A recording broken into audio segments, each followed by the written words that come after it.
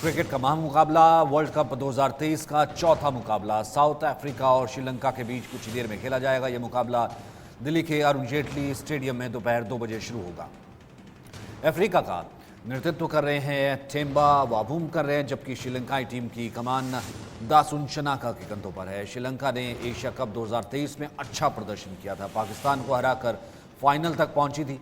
वहीं south Africa Australia के खिलाफ वनडे सीरीज में 3-2 से मिली जीत के बाद कॉन्फिडेंस में है। दोनों टीमों के बीच कांटे की टक्कर है। साउथ अफ्रीका और श्रीलंका के बीच कुल 80 वनडे मैच खेले गए हैं। साउथ अफ्रीका ने 45 मैचों में जीत हासिल की है, जबकि श्रीलंका 33 बार विजयी रहा है। एक मैच ड्रॉ हुआ, एक बेनतीजा रहा। वर्ल्ड कप में दक्षिण अफ्रीका ने श्रीलंका को 4 बार हराया है। अरुण जेटली स्टेडियम पिच बल्लेबाजी के लिहाज से अनुकूल मानी जाती है। छोटी बाउंड्री होने के साथ बल्लेबाज आसानी से चौके छक्के लगा सकते हैं।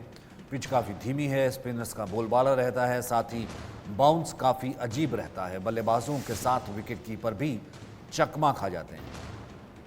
तो आज तीसरा दिन है। साउथ अफ्रीका और श्रीलंका के बीच मुकाबला खेला जाना है 2 बजे से। वर्ल्ड कप में साउथ अफ्रीका और श्रीलंका के बीच ये भिड़ंत है। नई दिल्ली में अरुण जेटली स्टेडियम में ये कुछ देर में मैच शुरू होगा। 2 बजे मैच होगा। साउथ अफ्रीका और श्रीलंका के बीच है रोमांचक मुकाबला।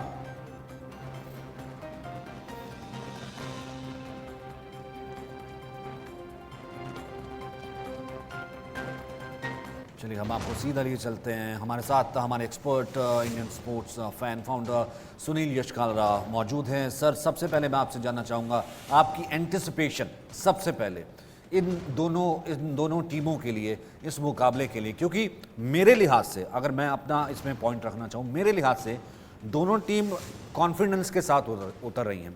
क्योंकि साउथ अफ्रीका भी कॉन्फिडेंट है, पहले वो जो ऑस्ट्रेलिया से खेला था, और यहाँ पर श्रीलंका, ठीक है फाइनल हमारा वो बहुत ही बेकार तरीके से एशिया कप में हारा, लेकिन सेमीफाइनल तक वो बहुत अच्छा खेल रहा था। कॉन्फिडेंस दोनों टीमों में होगा। करेक्ट, आपने बिल्कुल सही बोला है कि ये दोनों टीम एक अपने अपने लिहाज पे जिस नज़रिए से देखें हम डिफरेंट एक पे हावी होती है। बट आपको एक 3 महीने पहले ले जाता हूँ कि ये दोनों टीमों का तय नहीं था हमारे वर्ल्ड कप में पार्टिसिपेट करने का। आपको रियलाइज़ करना होगा कि जब ये ट्रेडिशनली जब ये जो आईसीसी क्वालिफायर्स में खेले थे ये, तब इनको काफ़ी दिक्कत हुई थी, और उसी दिक्कत को उन्होंने करने के लिए उनको क्वालिफायर्स खेल के आना पड़ा। इनफैक्ट मैं वहाँ पे जिम्बाब्वे में इनके कोच से बात कर रहा था और मैनेजर से। बहुत ही शानदार कोच है इनके क्रिस सिल्वरवुड, जो एशेज़ 2005 सीरीज़ में खेले थे as a fast bowler for England. उनका मानना बड़ा सिंपल था कि अगर आपको खेलना है तो आपको विकेटें लेनी होंगी और आपको बिल्कुल सारी ऑपोजिशन के ऊपर प्रेशर से खेलना पड़ेगा। सो ये रीज़न है कि श्रीलंका का थोड़ा सा अपर हैंड लगता है, क्योंकि ये इंडियन सब कॉन्टिनेंट में हो रहा है, और दूसरा साउथ अफ्रीका थोड़ी सी स्ट्रगल कर रही है। और श्रीलंका स्पिनर्स, उनका क्या कहना, वो एकदम ही लाजवाब है। एमएस धोनी से लेके और बहुत बड़े क्रिटिक्स सारे इनकी स्पिनर्स के कायल हैं कि, और मानते हैं कि इन्होंने बहुत ही अच्छी बॉल को रोका। इनफैक्ट मैं आपको एक छोटा सा स्टेटिस्टिक्स दूंगा जो बहुत ही इंटरेस्टिंग होगा। जो ये क्वालिफायर मैचेस खेले इन्होंने, वर्ल्ड कप में आने के लिए इनको क्वालिफाई करना पड़ा, उन मैचेस में इन्होंने सारी टीम्स को 10 विकेट के 10 विकेट इन्होंने आउट किया, और 70% इनके जो बॉलर्स थे वो थे स्पिनर्स। तो इससे ये दिखता है कि दोनों तरह से अगर आप स्पिन करो, दिल्ली की प्लेइंग कंडीशन पे जहाँ पे पिच थोड़ी लाल और काली मिट्टी की होती है, तो उस पर गिरता है, रुकता है और फिर टर्न होता है, तो उससे जो साउथ अफ्रीकन बैटर्स हैं उनका एक मोमेंटम होता है। जैसे एबी डिविलियर्स को आप देखोगे, उनका एक फॉर्म होता है, उनका तरीका होता है कि एक फ्लो में शॉट खेलना। इसके अंदर जब रुकती है, गिरती है और टर्न होती है, तब प्रॉब्लम होती है इनको, और श्रीलंका इसके ऊपर काफ़ी हावी तरीके से करेगा। लेकिन एक और चीज़ मैं आपसे जानना चाहूँगा, अगर आप इसको थोड़ा और एलेबोरेट कर सके, फिर मैं चाहूँगा कि हम उस स्टैटिस्टिक्स पर आएंगे जिस चार्ट का आप जिक्र कर रहे हैं कि किस तरीके से ये दोनों टीमें आमने सामने हुई हैं और कैसे कैसे खेले। मेरे ख्याल से आप अगर एक्सप्लेन कर पाए कैसे कैसे खेले हैं सर, कि पहले 10 ओवर में कैसे खेलती हैं, वो चार्ट मैं कहूँगा अपनी पीसीआर टीम को कि वो लेकर के आएँ कि किस तरीके से दोनों टीमें आपस में आई हैं और किस तरीके से वो खेलती हैं। ये उसी से साफ हो जाएगा कि कैसा मुकाबला है। देखिए ये चार्ट आ गया स्क्रीन पे, मैं रिक्वेस्ट करूंगा इसको कि पूरा ब्लो अप करें तो इजी हो जाएगा हमारे दर्शकों को देखना और समझना। इसके अंदर अगर आप देखें हमने क्या किया कि 4 साल में इन्होंने आपस में कितने मैचेस खेले, और उन मैचेस के अंदर इन्होंने कैसे कैसे अपने पहले 10 ओवर में किए, फिर उसके बाद 10 ओवर से लेके 40, 11 ओवर से 40 ओवर तक कैसे रहा, और फिर 40 से 50। आप यहाँ पे ज़रा गौर देखना स्ट्राइक रेट पे, पहले 10 ओवर में ये दोनों अटकते थोड़ा आराम से जाते हैं, अगर आप देखेंगे 70s के आसपास होती है। फिर जो बेसिक इनकी पंप होता है वो उठता है आपका 11 से 40 ओवर के बीच में, और जो एक्सप्लोजन होता है साउथ अफ्रीका का वो ज़्यादा होता है टुवर्ड्स द लास्ट 10 ओवर्स। तो इसका ये मतलब दिखाते हैं कि they playing the cricket of the early 90s, जहाँ पे आप पहली बॉल की उसकी शाइन को निकालें, फिर उसके बाद आराम से बिल्ड करें, स्ट्राइक रोटेट करें और लूज बॉल पे मारें। अगेन वी मस्ट रियलाइज ये दोनों टीम कॉन्फिडेंस में थोड़ी कम है इस वक्त, थोड़ी प्रॉब्लम्स हैं, इंजरीज हैं, और उसके बावजूद ये आके खेल रही है, तो दोनों एक दूसरे के साथ आराम से खेलेंगे। और जहाँ तक रही बात ये जो 40 से और 50 ओवर के बीच में आप देख रहे हैं, उसके अंदर साउथ अफ्रीका को कंटेन करना बड़ा इम्पॉर्टेंट रहेगा श्रीलंका के लिए, अगर उनकी तरफ से बात करें, क्योंकि इनकी जो बाउंड्री और एवरेज है वो बहुत ही तेज़ है। इम्पॉर्टेंट पार्ट यहाँ पे ये है कि हमको देखना है कि ये बैटर्स जो हैं साउथ अफ्रीकन, ये वेट नहीं करते विकेट खोने के लिए। पहले क्या होता है, जो सेट बैट्समैन होता है वो अपनी विकेट बचा के खेलता है। इसमें अगर आप देखेंगे एवरेज आप, और उससे एवरेज आपकी इंप्रूव होती है। इसमें अगर आप देखेंगे, इसमें बड़ा क्लियर है कि ये इनकी विकेटें जाती हैं रेगुलर इंटरवल्स पे, पर ये लंबे शॉट और लंबा अग्रेशन इनका चालू रहता है आपके पास। जी बिल्कुल, जिस तरीके से आपने बताया कि दोनों तरीके से किस तरीके से खेलते, और अगर अभी तक की मैं बात करूं जो, क्योंकि तीसरा दिन है जी, आज हम क्या देख सकते हैं कि एक बड़ा टोटल 300 पार, जो कि अब तक हमने नहीं देखा। देखिए 300 has become the normal 250 of the previous decade, कि जो पहले 10 साल पहले 250 होते थे, अब 300 प्लस होना लाजमी है। कल बाबर आजम ने भी टॉस में बोला कि 290 तक तो हम देखते हैं ये स्कोर देखना, और वो खींच भी ले गए, और जबकि उनकी इतनी विकेट्स गई और वो ऑल आउट हुए लास्ट ओवर तक। यहाँ पे जो भी बैटर जाएगा वो 300 प्लस के उसमें जाएगा। बट एक अच्छी न्यूज़ आपको ये है कि ये जो कोच है इसकी मेंटालिटी काफ़ी, क्रिस सिल्वरवुड से काफ़ी डिस्कशन करके पता चला, इसकी मेंटालिटी बड़ी सिंपल है कि आप रिस्ट्रिक्ट करो और विकेट लो, अच्छी गेंदों पे रखो, विकेट टू विकेट, और रिस्ट्रिक्ट करते रहो। ये ज़्यादा कोई आपको वो नहीं बताएंगे दूसरा डालो या तीसरा डालो या एक्सपेरिमेंट करो, नहीं। इनका कहना बिल्कुल सिंपल है कि आप जैसे ही इनका रन सेव करोगे, बैट्समैन पे प्रेशर आएगा, और वहाँ पे जाके इनको सिर्फ विकेट टू विकेट करनी है। डिस्कशन पे यही पता चलता है कि ये बड़ा सिंपल रखते हैं अपनी गेम। और श्रीलंकन्स आप देखना 87% ऑफ उनकी जो लाइन और लेंथ होती है, लाइन लेंथ, और वो बिल्कुल ट्रेजेक्ट्री उसके तरीके पे आती है, आपके स्टम्प्स के तरीके पे। तो उससे क्या होता है, या तो आपको LBW ज़्यादा आउट्स होते हैं या आपके बोल्ड होते हैं। ये तीसरा आप इसमें ज़्यादा कभी कैच वाला नहीं देखोगे मामला, या रनआउट वाला मामला नहीं देखोगे। ये सिर्फ विकेट LBW और उसके लिए जाते हैं, because it's a pure bowlers coach. तो इनको और सक्सेसफुल भी मिला, वेस्ट इंडीज़ को हराया इन्होंने, काफ़ी बड़ी टीम्स को हराया, पाकिस्तान को इन्होंने शिकस्त दी। तो उसका रीज़न है कि 87% अगर आपकी बॉल विकेट टू विकेट रहेगी तो आपको ना वाइड मिलेगी ना एक्स्ट्राज आपको मिलता है। वो बड़ा इंपॉर्टेंट पार्ट है कि इनके जो वाइड और एक्स्ट्राज हैं वो रिस्ट्रिक्ट होते हैं, specially in a 50 overs match. नहीं, एक चीज़ और आपने जैसे जिक्र की, जो कोच है वो बॉलर है, एशेज खेल चुके हैं, और जिस तरीके से स्ट्रेटजी बनाई है कि भैया अगर आपको यहाँ पर परफॉर्म करना है, विकेटें आपको लेनी होगी जी। अब मैं क्या मानूं कि कहीं ना कहीं वर्ल्ड कप का सर फॉर्मूला ही यही है, अगर आप इसे मुझे थोड़ा सा एक्सप्लेन कर पाएं, क्योंकि स्कोर जब जाएगा, आपने कहा कि 300 इज द नॉर्मल 250, 300 जाएगा, 350 जाएगा, फिर उसमें आपको सामने वाले को आउट करना ही जो है that is the only way out. नहीं, ये थोड़ा सा डिफरेंट इसमें क्या है, मैं बेसिक उसके लिए समझाता हूँ कि जो T20 format of the game है वो बड़ा क्लियर होता है कि आप पहली गेंद से इसको शॉट्स को खेलें और रोटेशन की ज़रूरत नहीं है। आपकी 2 बॉल डॉट्स भी हो गई तो आपको उठाना है। T20 में जो बॉलर्स का माइंडसेट होता है वो बड़ा क्लियर होता है कि मुझे डॉट बॉल डालनी है। इसके अंदर जो 50 ओवर में जिसमें आपको 300 गेंदें मिलती है, आपका माइंडसेट होता है कि आप सीधा विकेट के लिए जाओ, क्योंकि आप विकेट लोगे तो आपकी वो कम होगी।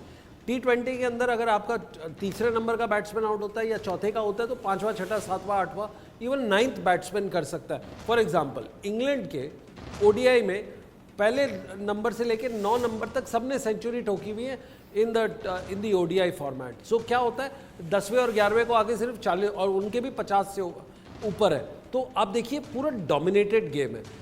इसके अंदर क्या होता है, आपको बिल्ड करनी होती है, आपको आराम से, या बॉलर जाएगा वो विकेट के लिए जाएगा, चाहे वो उसके चौके चक्के लगे, उसको कोई परवाह नहीं है, क्योंकि उसको पता है 10 ओवर डालने, 10 नहीं तो 8 ओवर डालने। तो वो डॉट से ज़्यादा वो अटैकिंग खेलता है। Batsman on the other hand उसको डिफेंड करता है, जो डिफ़िकल्ट डिलीवरीज होती है जैसे यॉर्कर हो गई और आर्म बॉल हो गई, उसको आप डिफेंड करते हो, या दूसरा हो गई, या चाइनामैन वाली आपकी बॉल्स हो गई, उनको वो डिफेंड कर सकता है।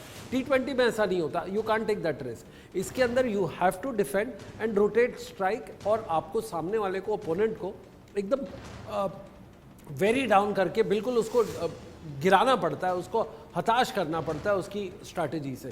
So when you talk about bowlers, bowler will go for the wicket. Batsman क्या करेगा, बैट्समैन रोक के, स्ट्राइक रोक के, रोटेट करके, बट अपने 8 रन प्रति ओवर ले सकता है। और विकेट जब जाती है तो आप देखते हैं ग्राफ नीचे आता है, और डॉट बॉल का यहाँ पे ज़्यादा इतना महत्व नहीं है जितना T20 में।